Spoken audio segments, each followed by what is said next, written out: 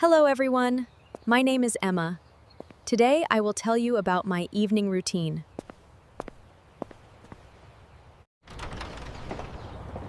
I come home in the evening, I take off my shoes, and relax for a few minutes.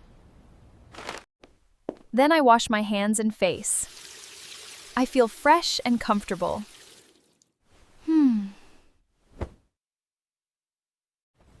After that, I change into comfortable clothes.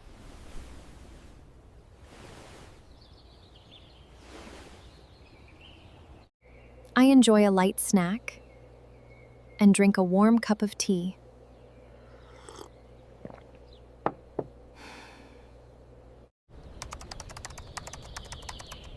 Then I study English. I learn new words and practice every day. Sometimes I take a short walk outside. The evening air feels nice.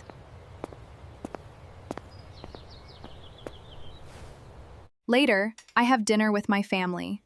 We talk and enjoy our time together. Wow! Before bed, I brush my teeth and get ready to sleep.